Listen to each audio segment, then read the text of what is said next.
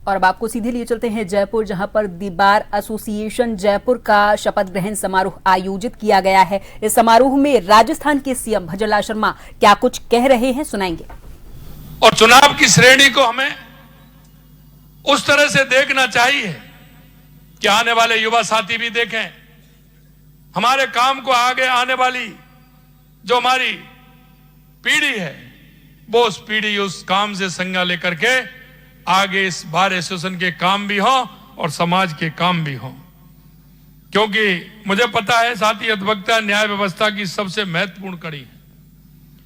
आपके बिना न्याय का अस्तित्व संभव नहीं है। आपकी तर्क शक्ति, ज्ञान, प्रतिबद्धता ही इस व्यवस्था को की असली ताकत है।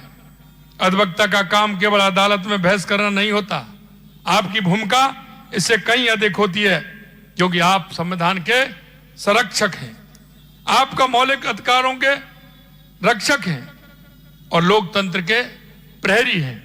जब एक साधारण नागरिक किसी मुसीबत में होता है तब उसे लगता है कि उसे सुनने वाला कोई नहीं है, तब वो सबसे पहले आता है तो हमारे अधिवक्ता के पास आता है। और ये मैं कहना चाहूंगा कि हमारे न्यायाधिपति अनिल उपमन जी ने कहा, यह बात भी ठीक है। लिखने के लिए तारीख पर तारीख जब मिलती है, कानून को परिभाषित करते हैं, तो भली फाइल कितनी भी बड़ी हो जाए, लेकिन कम से कम शब्दों में बता करके उसे न्याय दिलाने का अगर कोई काम करता है तो हमारा अधिवक्ता करता है। क्योंकि ये सभी जानते हैं, आप जब जाते हैं कोर्ट में, जब जाते हैं तो फाइल इतनी बड़ी होती है कि सहयोगी भी एक दो ले जाने पड़ते हैं, लेकिन सिर्फ वो फाइल होती हैं। आप कम शब्दों में न्याय दिलाने का काम अगर कोई कर सकता है तो वो अधिवक्ता कर सकता है। अधिवक्ता के कंधों पर उस व्यक्ति का विश्वास होता है, उसके परिवार की उम्मीद होती है। अधिवक्ता समाज को न्याय दिलाने का सेतु भी होता है। आप कानून की कठिन भाषा को सरल बनाकर समझाते हैं। साथियों, एक सशक्त बार एसोसिएशन अधिवक्ताओं को न केवल पेशेवर मंच प्रदान करता है, बल्कि बौद्धिक विमर्श, नैतिक अनुशासन और सामूहिक शक्ति का भी केंद्र बनता है। और एक बात मैं हमेशा कहता हूं, और इस समुदाय के बीच जहां भी मेरे को मौका मिलता है, अभी से नहीं पहले से, क्योंकि आप बहुत श्रेष्ठ लोग हैं। मैंने उसमें भी कहा था कि आप श्रेष्ठ लोग हैं, आपका जन अनुसरण करता है। आप जिस बात को कहते हैं जनता के अंदर विश्वास होता है। अगर कहीं हम दिशा जब देते हैं तो विश्वास होता है। समाज में जब कहते हैं तो समाज आपके उसका विमर्श का समर्थन करती है, और समर्थन करते हुए उनके मन में यह भाव पैदा होता है कि आपने जो भी कुछ कहा है वो सत्य है, इसलिए वो आपके विश्वास के साथ आपका अनुसरण भी करती है।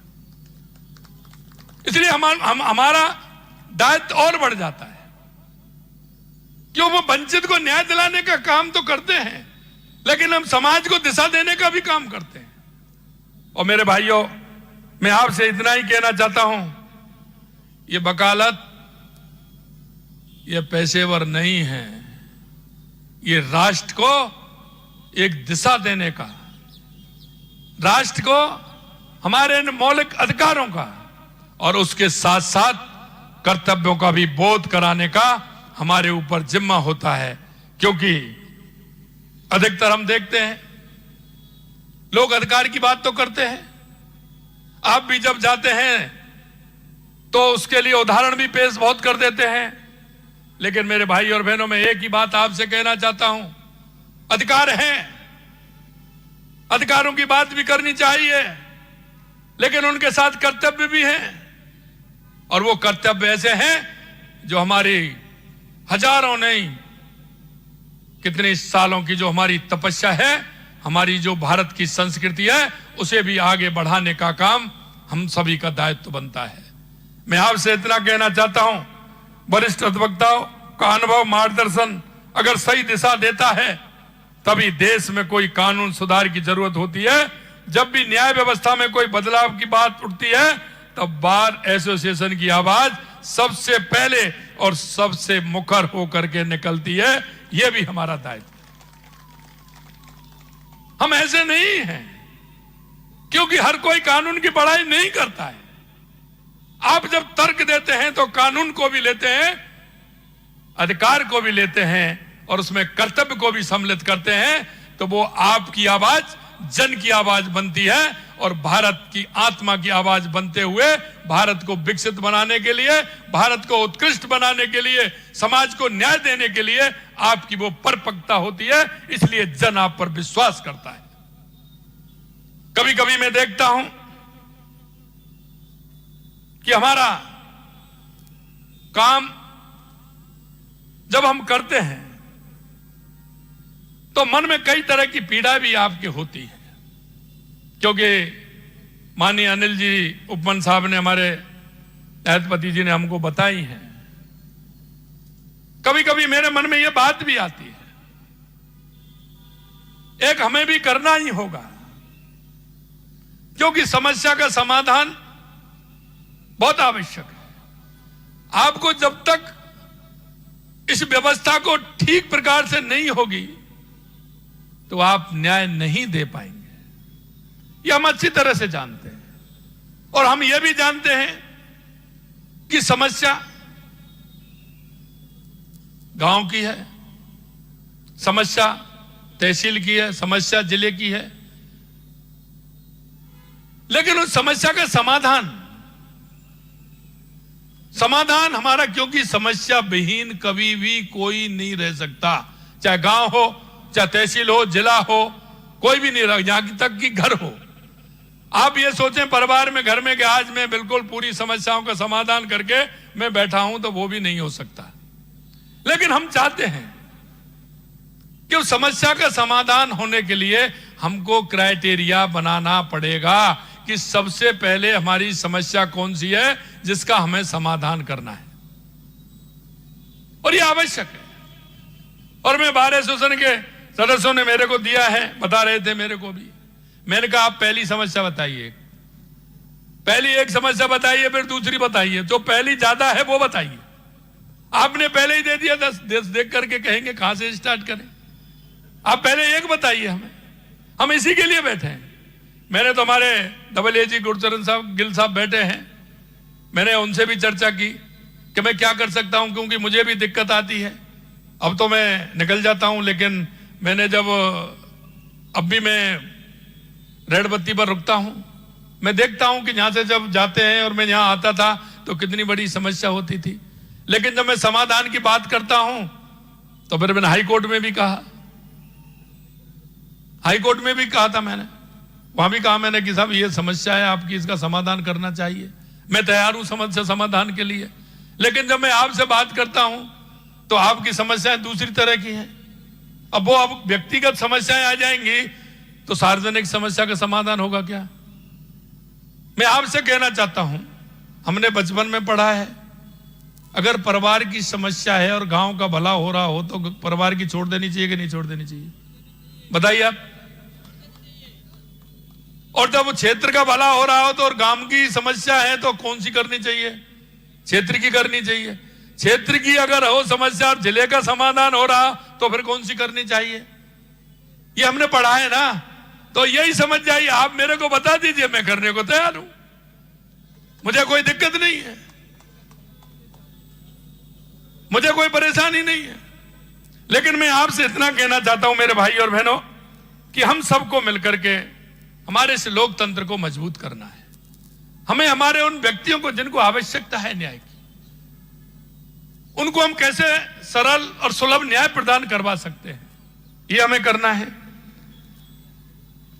क्योंकि जब तक विधायिका, कार्यपालिका, न्यायपालिका अपनी अपनी जिम्मेदारी नहीं निभाएं, तो एक दूसरे का संतुलन बनाए नहीं रखें, तो काम होता है क्या? इन तीनों का संतुलन बनाना बहुत आवश्यक है। ये सब तीनों मिलकर काम करेंगे तो उनका बीच सम्मान और समन्वय होता है। एक स्वस्थ और जीवंत लोकतंत्र का निर्माण भी होता है। जब भी हम इनसे किसी एक की भूमिका कमजोर होती है या कोई एक दूसरे की सीमाओं का उल्लंघन करता है तो लोकतंत्र की जड़ें हिलने लगती हैं। ये वास्तविकता है। इसलिए अधिवक्ताओं की भूमिका और भी महत्वपूर्ण हो जाती है।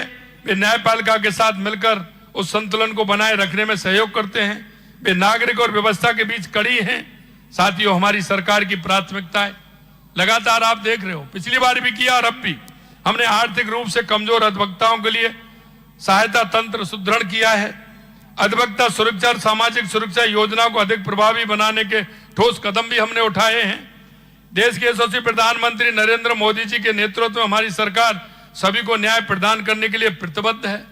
राजस्थान सरकार स्पष्ट मानना है कि बिना त्वरित न्याय के विकास अधूरा है। उसको हम और आप सभी झेलते हैं। आज राजस्थान में 3 नए कानूनों को जमीनी स्तर पर लागू किया जा रहा है। इन नए कानूनों के माध्यम से राजस्थान देश में सबसे तीव्र गति से न्याय पहुंचाने वाले राज्यों में से एक बन गया है। हमारी सरकार न्यायपालिका को मजबूत बनाने के लिए कंधे से कंधा मिलाकर काम कर रही है। अब आप देखिए, 42 नए न्यायालय स्थापित किए गए हैं। यह मैं बता रहा हूं हमारे ही भाई। हमारी सरकार द्वारा फलौदी, खैरतल, तिजारा सहित कुल 8 जिला एवं सेशन न्यायालयों का सृजन किया गया है। बड़ी सादरी, केशोरापाटन, कैंप कोर्ट के स्थान पर अतिरिक्त जिला एवं सेशन न्यायालय का सृजन किया है। हनुमानगढ़, सवाई माधोपुर, चूरू, बीकानेर, जोधपुर में विशेष पॉक्सो एक्ट न्यायालय का सृजन किया गया है। झुंझुनू में विशेष न्यायालय मजिस्ट्रेट एनआई एक्ट न्यायालय का सृजन किया गया है। पहाड़ी, डीग एवं खैरतल, तिजारा में सिविल न्यायाधीश एवं न्यायिक मजिस्ट्रेट न्यायालय का सृजन किया गया है। लंबित प्रकरणों के शीघ्र निस्तारण हेतु विशेष अदालतों एवं फास्ट ट्रैक तंत्र को सशक्त किया गया है। ई कोर्ट प्रणाली, डिजिटल फाइलिंग और तकनीकी आधुनिकीकरण को बढ़ावा दिया गया है। हमने साइबर कोर्ट की स्थापना की भी घोषणा कर दी है, जो मांग उस दिन हुई थी उसमें। अंत में मैं आपसे इतना कहना चाहता हूं, हम आपकी समस्या के समाधान के लिए तैयार हैं, लेकिन मैं हमेशा कहता हूं कि आप हाई कोर्ट से, यहां से आप आइए, हमें क्या समस्या है उसको बताइए। पहले फेज में हमें कौन सी लेनी है, दूसरे में हमें कौन सा ले सकते हैं, हम चाहते हैं। मैं भी देख रहा हूं कि यहां जिस तरह की व्यवस्थाएं होती हैं, लेकिन मुझे पता है अगर मैं दूसरी बात कहूंगा तो हम से नाराज हो जाएंगे। जब मैं ये कहता हूं कि बड़ा कोर्ट बनाना है, अच्छा बनाना है, कहां बनाना है, कहां नहीं बनाना है, उसमें आप सब सहमत नहीं है। मेरे को दिक्कत नहीं है, आप बताइए, मैं तो तैयार हूं। लेकिन बात यह आती है, मुझे पता है आप मेरे से कह रहे हैं, पीछे वाले से, बगल वालों से पूछिए, वो फिर आएंगे कि था वैसा होगा। मैं आपको इतना कहना चाहता हूं, आप, मुझे पता है आपकी समस्या है, और आपकी समस्या का समाधान होना इसलिए आवश्यक है कि हमारे काम भी उससे फास्ट होंगे, जनता को उसका लाभ मिलेगा, आपको उसकी सुविधा मिलनी चाहिए।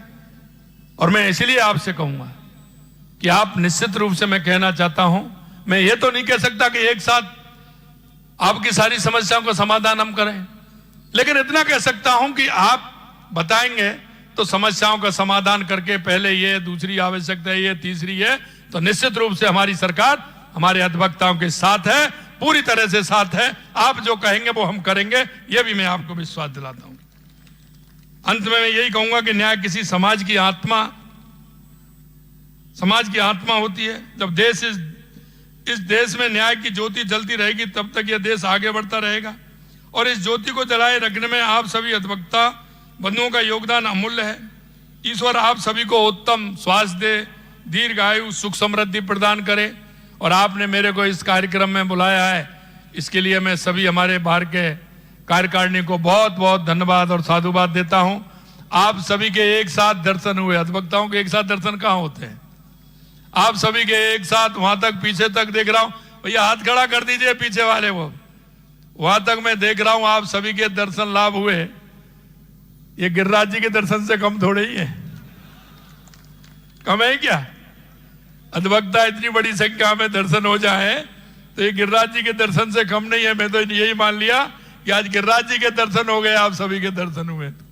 आप सभी निश्चित रूप से राजस्थान के हमारे अंतिम खड़े हुए व्यक्ति जिसको आप न्याय की आवश्यकता है, उसके सहयोगी के रूप में आप उसको न्याय दिलाने का काम करेंगे। इस आशा और उम्मीद के साथ पुनः आप सभी को बहुत बहुत ढेर सारी शुभकामनाएं। हमारे सभी मंचासीन नेताओं को शुभकामनाएं। और आप निश्चिंत रहिए, हम आपकी समस्या समाधान के लिए हैं और धीरे धीरे मिलकर के हम उन समस्याओं का समाधान भी करेंगे, आगे काम को आगे भी बढ़ाएंगे। आप सभी को बहुत बहुत धन्यवाद। जय हिंद, जय भारत, जय राजस्थान। बहुत बहुत धन्यवाद आपका माननीय मुख्यमंत्री महोदय। जब आपने कहा है कि हम साथ हैं तो जरा तालियां बजा दीजिए जोरदार।